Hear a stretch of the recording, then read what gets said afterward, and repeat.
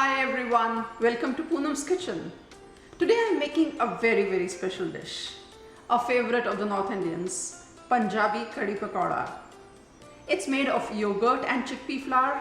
It has a very rich and creamy curry without using any cream, and dumplings which are usually fried, deep fried. But the version that I am doing today, the dumplings are special for two reasons.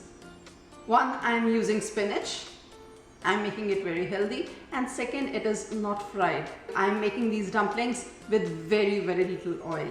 If you like my video, do subscribe to my channel Poonam's Kitchen, like my Facebook page, and do give me a thumbs up. So let's see what all do we need to make the traditional authentic Punjabi Kadhi Pakora guilt-free. Here I have chickpea flour, homemade sour yogurt, finely chopped spinach, finely chopped onions, oil, baking powder, and water. Nothing about Punjabi Kadhi Pakora is subtle. It's tangy, it's spicy, it's got a full throttle of spices, all laid out here. From my spice box, I'll be using salt, garam masala, carom seeds, red chili powder, amchur powder also known as dry mango powder, coriander powder, and turmeric powder. Then I'll be using whole red chilies, fenugreek seeds, anardana powder also known as dry pomegranate powder, mustard seeds, and Punjabi Kadhi masala. This is a store-bought masala and gives a very unique flavor to the curry. Here I have 3/4 cup of chickpea flour. I'll strain this into this bowl. I just prefer to do this to get rid of all the lumps in the chickpea flour. Once you make the batter, you'll realize what an important step this was. To this I'll add 2 teaspoons salt, half teaspoon red chili powder, 1 teaspoon coriander powder, 1/8 teaspoon turmeric powder. Here I have 3/4 cup of homemade sour yogurt. I've beaten this curd lightly and I'll transfer it to this bowl. I'll make a smooth paste. To this I'll add 4 teaspoons of Punjabi Kadhi masala, 1 teaspoon carom seeds, and give this a good mix again. Now I'll add water to this.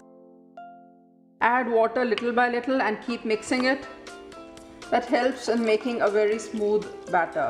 And now this is ready to go into the hot pan. I'll switch on the heat to medium and pour in a teaspoon of oil. This I'll add a teaspoon of mustard seeds. Let these saute. Once the mustard seeds are half done, I'll add in 1 teaspoon of fenugreek seeds and saute these as well.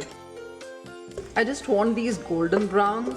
Once the coriander seeds and the fenugreek seeds had sauteed, I had transferred the chickpea flour and the yogurt mixture to this pot and brought this to a boil at high heat.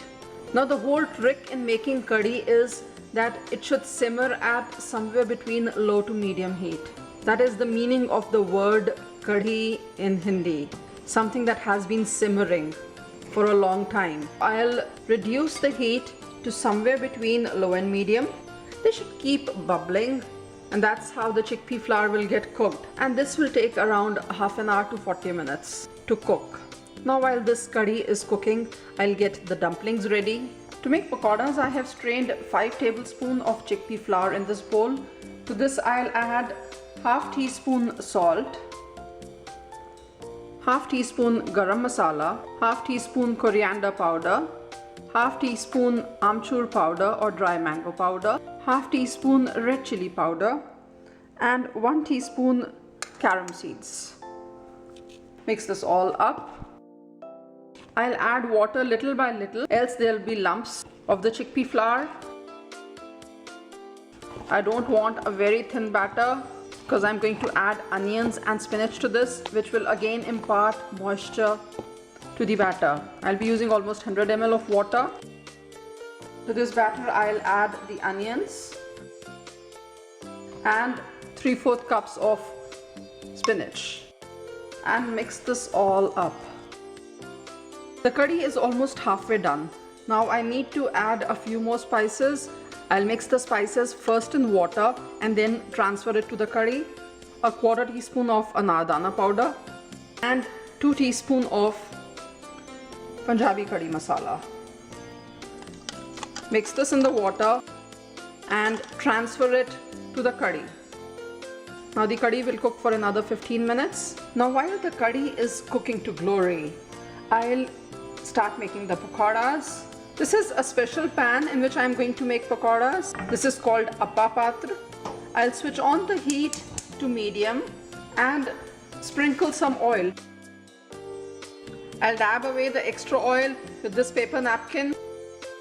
I'll cover this with a lid and let it warm up for a minute before I put in the batter. In the meantime, I have taken 1 teaspoon of water.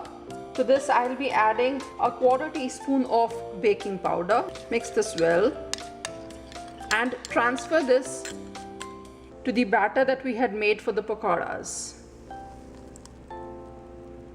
Now this step is to be done only when we are ready to put in the pakoras in the appa patra. The patra is now ready. I'll pour in the batter in each of these wells. I'll cover this with the lid and cook for almost 3 to 4 minutes. After 3 minutes, I'll check. I'll set the timer for 3 minutes. That way it is very easy. It's been 3 minutes. Let me check how are these pakoras doing. Yeah, they're cooked from this side. I'll sprinkle some oil on this side too and flip each of these pakoras so that it gets cooked from the other side as well.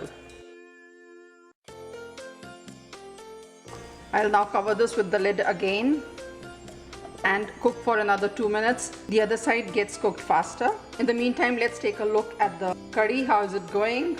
This is how the curry is looking like. It's been 45 minutes since I put it on the gas stove. The chickpea flour tends to thicken as it cools down, so I want to switch off the heat while it is still a little runny. The pakoras are done from the other side as well.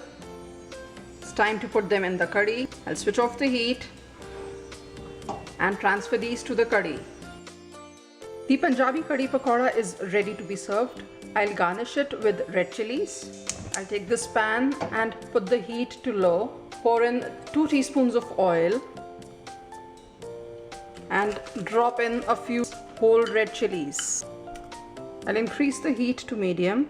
Once the chilies start crackling, I'll throw in half teaspoon of red chili powder and switch off the heat. Mix this well with the hot oil and transfer it to the serving bowl. So guys, this was my version of Punjabi curry pakora with non-fried dumplings. Hope you liked my recipe.